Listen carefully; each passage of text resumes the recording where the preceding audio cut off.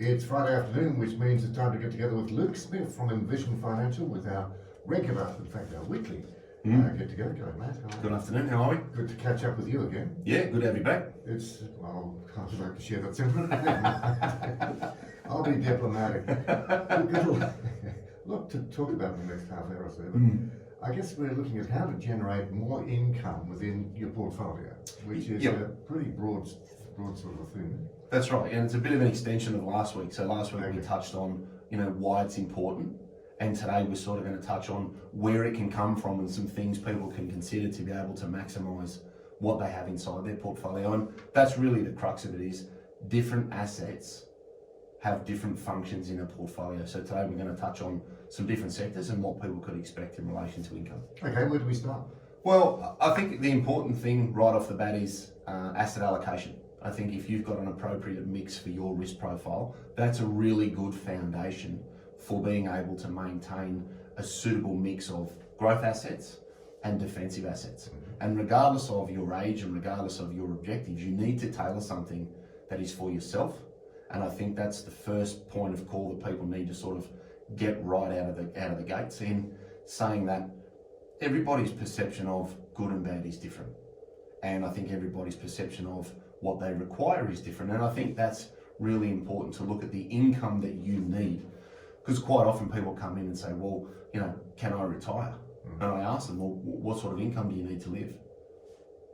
And they shrug their shoulders and they don't really know, because they've just lived on wages and made it work. And I think it's really important that people understand the income that you need first, and then how you feel about risk. So in other words, it's quite feasible that you can actually live better than you were when you were working in retirement. Exactly, and I think that's right, because you have a number of ongoing costs when you're gainfully employed that you don't have when you retire. And we had a little glimpse into that during COVID. People weren't parking, they weren't dry cleaning their clothes, they weren't running their cars, so they had a lot of excess cash because they were working from home. And that's really what happens in retirement. So when you look at a portfolio, it's important to say, what's my mix of assets? And that will then drive the amount of income that you can expect to generate. The more defensive you are, the less income you can expect. Generally, the more aggressive you are, you will have a higher allocation to Australian shares, property and international, which could have the ability to bolster the income that you receive over the course of a full financial year. So when you're looking at shares, you're looking at what they're going to yield. How do you make that choice? Well, I think that's great. Minimise risk at the same time. Yeah, correct. And I say, so we start with asset allocation. We decide how much risk we're going to take on. Then we look and try and say, okay, how much of my growth portion of the portfolio, that would include property, infrastructure, international, is going to be invested in Australia and overseas. So Australian shares can provide an income stream of between 1% and potentially 5 or 6%, depending on what you buy. Now, not all shares are the same. Some companies like, take a CSL, okay? Massive company, wonderfully strong earnings, but provides a very low level of income. Compare that to something like a CBA that provides 5 to 6% income plus franking credits, that is more income orientated while still providing an element of growth over time. So you need to look at how much of your Australian portfolio is going to be invested in listed shares or ETFs. Then have a look at what sort of income is going to come out of that sector. You might then move on to say, well, I'm going to hold some property in my portfolio. Now, when we say property, we're talking about property trusts, where you could have an exposure to commercial property, industrial property, office space. So there are a number of sectors within that property portfolio that you can consider. There's also direct commercial property. So your A-REIT or your property trust scenario will pay between, say, 5 and 7% income.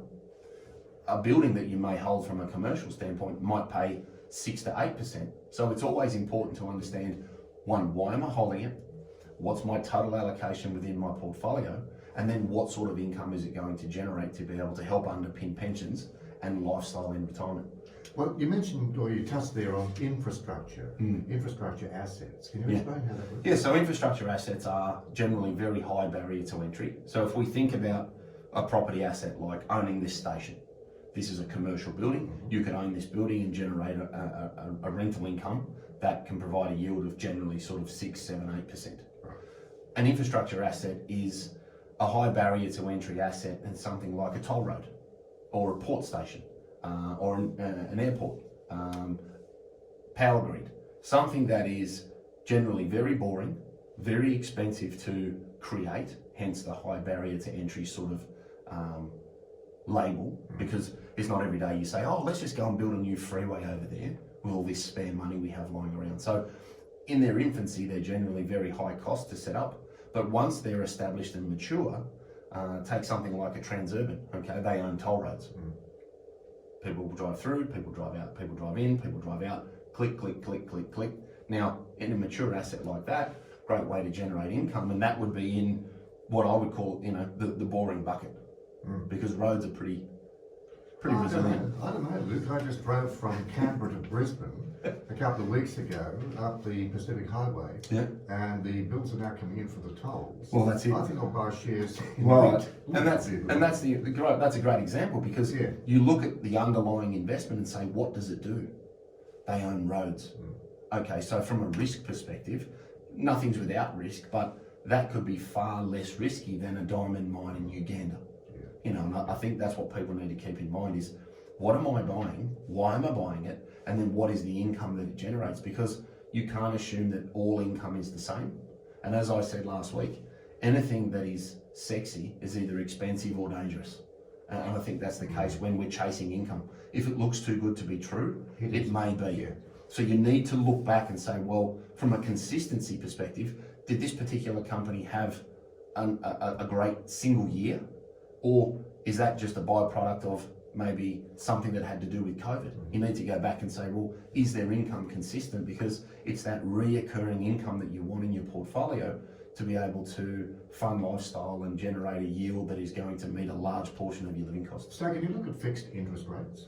Yeah, look, that's another sector. So we sort of work through there. We go Aussie equity, we go property, we go international. International doesn't pay much in the way of income, it's more of a growth play. And then you move on to the defensive assets, which is fixed interest and cash. So fixed interest assets will pay an income stream at the moment of between sort of 2 and 6%, depending on what the underlying investments are. Now, one big misnomer here is, I guess, the term fixed.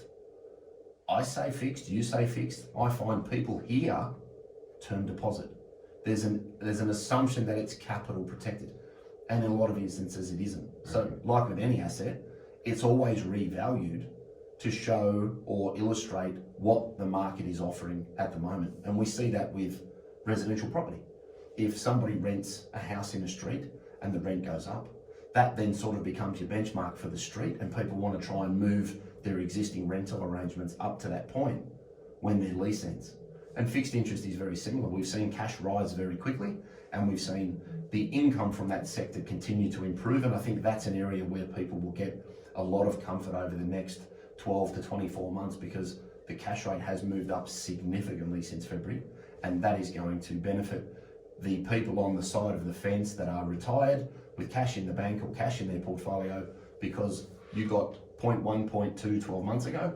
Now you're getting, 2.3 in cash and over 3% for 6-month term deposits. So cash is getting stronger. Exactly, yeah, and I think it's really punished people for probably a decade, and people I've seen have held much larger allocations to growth assets because they've needed that income. Well, people can now try and divest themselves potentially of a portion of their growth portfolio and hold fixed interest assets to get a much stronger income stream, because, as I say, with a 6-month term deposit in excess of 3% at the moment, it's far more rewarding than it was 12 months ago.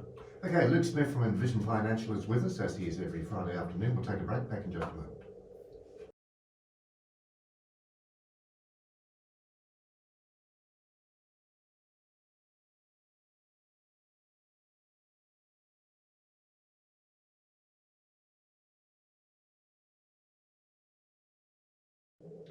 Welcome back. We're with Luke Smith from Envision Financial. We're talking about how to generate more income within your portfolio. Luke, what should people keep in mind when it comes to income? Yeah, look, I think the first thing to sort of remember is that the more risk you take, the greater the potential volatility of your income. So as we said before the ad break, you need to just understand or do a little bit of investigation into the yield that is being offered at the moment, and then look at what's happened historically. I think if you just chased the shiniest, brightest thing at the moment, that can be quite dangerous because companies can have good and bad years, and we've seen a lot of volatility over the last couple of years. So look at what's happened from a historical standpoint and maybe go back 2 or 3 years and just see how consistent the dividend is from the company that you want to invest in. I think another important thing is to remember that don't have too much of a good thing. While something may be fantastic and you may really love a particular stock or a particular ETF, consider its total weighting inside the portfolio from a risk perspective, because if anything bad or untoward was to happen to that income stream, it can have a far more significant impact on your total annual income if anything bad was to occur for any reason. So spread the learn. Yes, exactly right, exactly right. And I think that's really important that, whilst we want to have lots of something that we do really like, it can be dangerous through no fault of anyone's, and trying to mitigate or reduce that risk through diversification can be a really good way to make sure your income is far more consistent. Also, you did touch on it before we went to the break, but to do a bit of research and look back at the history there, a bit of historical research. Yeah, exactly. And that's right. If you want to see something that's consistent, and that's why, using potentially some ETFs are a great way of getting good, consistent income, because an exchange traded fund will give you an exposure to a market, and you can look back 3, 4, 5 years and see what sort of income it's paid out. So consider how you generate your income. Listed shares are a great way to hold things that are very cost effective and a great way to manage your franking credits. If you can get as much as possible out of the listed shares that you buy and the franking credits that they generate, at the end of the day, when the tax return is completed, franking credits are just more cash that comes back to your portfolio. So you can really supercharge your income stream by focusing on fully franked income as opposed to partially franked income. And all that means is that the tax paid on the investment that you own will give you back the franking credits. And a good example of a fully franked bank would be CBA. The language you hear there is fully franked, which means all of their income, you get all of those credits back. A partially franked bank would be somebody like Macquarie, where they're about 40% franked. So that whilst they give you income, they don't give you the same tax benefit as somebody like a CBA or an ANZ or a NAB. So look at that, and again, just make sure that you're buying fully franked things as opposed to companies that don't provide franking, like Transurban. Transurban don't provide any franking credits because it's more of a property asset than it is an industrial. Right. So understand the franking credits and maximise your income that way. I think the other important thing to remember is that if you're going to buy fixed interest, look at what the underlying fund or ETF is investing in. And if it's offering a huge income stream, that generally means the underlying assets are taking on far more risk, or you're investing in a country that could be under more financial pressure. So you want to be rewarded with a greater return. And a good example of that may be buying a bond from Australia, where you could get 3 to 4%, or you buy a bond in Italy or Greece, where you want 10 or 20%, because you're taking on more risk as a nation to get that rate of return. But you need to keep in mind that that could also go south in a big way, and you may not get the income that you've been hoping for. Which makes it essential to monitor these things very, very closely, review them as you go along. Yeah, exactly. I think it's very much a case of, you don't set and forget things forever, especially if you're going to make some targeted investments overseas. And that's probably another thing that I would consider is, when you're talking fixed interest, look at the mix of assets between what's invested in Australia and what's invested overseas, because different markets move at different times, different rates of return can be achieved, and that's always going to impact the annual rate of income that you can generate as well. So good, strong diversity. Look at domestic or international investments, and in the fixed interest space, look at what the majority of the capital is invested in and where it's invested, because you may be taking on some additional risk in some countries that you may not realise you've got in the portfolio. Yeah, so it's a case of reviewing the exposure, because Correct. that could change very, very quickly. That's right, exactly. And we've seen with rising interest rates, that's going to have different impacts on different countries around the world and their ability to continue paying a very good income stream. I would always err on the side of security over something that offers an exceptionally high rate of return, because as we said before the ad break, If it's sexy, it's generally expensive or dangerous, and that could be to the detriment of your retirement income. And you mentioned also, we've mentioned a couple of times, the franking credits. So you should maximise those, do you think? Yeah, that's right, 100%. If you can go and buy an ETF or listed shares or manage funds that allow you to get those franking credits back, it's a great way, especially in a pension account, to get additional cash when the tax return is completed of the fund, because basically the ATO cuts you a check. Because a pension is a tax-free environment, those credits are effectively cash and they come back into your portfolio as such to bolster the amount of income you could use to fund pensions in retirement. Yeah, they often say that bricks and mortar is the most, the most stable type of thing you can look at. And I guess this can include things like offices, storage, industrial, every sort of thing. Exactly. As we said before the ad break, you need to look at what you're investing in, because you can buy property funds that will invest in storage facilities. It'll invest in the office space, and you might have A and B grade office space all around the country. You might have industrial property. So you want to have a look at what's the allocation. Just like you'd look at your super fund and say, well, what's my mix of assets? You can go to any property investment or property trust and they'll say, we've got 30% office, we've got 30% industrial, we've got 5% in this, 10% in that. So again, you're diversifying within the underlying investment, whilst you then diversify the various things that you hold inside each sector. So you continue to come down the line, if you like, diversify, because consistency and repetition is key when it comes to generating income. I suppose not necessarily last on the list, Luke, but certainly important is to look at the return after costs. I mean, you don't know what it's going to cost you over the long period. Yeah, look, exactly. We saw some common sense get applied in Queensland last week, which is great, because again, that would have been another impost for investors to reduce the net amount of income that you're going to get. And that's what I really stress is talk about when you're comparing your options, look at the net numbers. So not I get this much a week in rent, I get this much a week in rent, less land tax, less rates, less agent fees, less this, less that, and then work out what your net number is. Because if you're weighing up the best thing to do to try and maximise the income that's available to you, you need to talk on an after costs basis, because real property can have a number of things that can dilute the total return very, very quickly. Okay, let's do a little summary here, because it can become a little confusing after a while. A little bit, yeah. Especially with me. Me too. Oh yeah, thanks for the confidence. So what are some of the key takeouts here? Yeah, look, I think if you were going to sit down and look at your portfolio, I would consider that start with, as I said before the ad break, start with the asset allocation. That's our overall level of risk that we're able to take on. Then look at your individual sectors and the assets in them to try and make sure that you've got good, strong reoccurring income. You've got an understanding of historical income and performance. Look at the net costs of the assets that you're going to hold, and make sure that you don't over allocate to any one particular area, no matter how much you love it or hate it.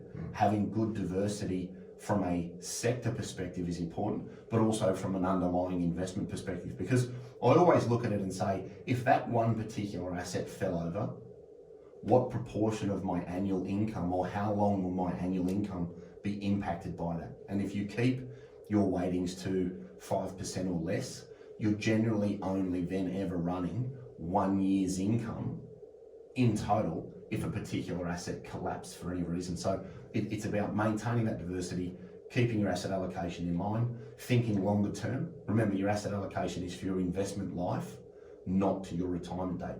Your need for investment generally requires a good, strong income stream and growth to offset inflation in retirement. And that doesn't matter if you're 55, 65, 75 or 85. Everybody likes to see the value of their assets go up, and everybody likes to see a large proportion of their total living costs funded by distributions without having to access capital. Okay, we're running out of time, but where can we get more information? Yeah, so 6260-4749 is the office number. We've got envisionfinancial.com.au on the net. We've got the podcast, The Strategy Stack of Luke Talks Money, on iTunes and Spotify. And we've got the YouTube channel, Envision Financial Canberra, where people can subscribe to that and see all the shows on their phone from the couch. Nothing to read. Great stuff, buddy. We'll catch up, or you'll catch up with Leon next week. That's it. When Leon decides to have another holiday, we'll catch up again. And we'll see you for another guest visit. Good on you, Luke. Luke Smith from Envision Financial, back next Friday afternoon.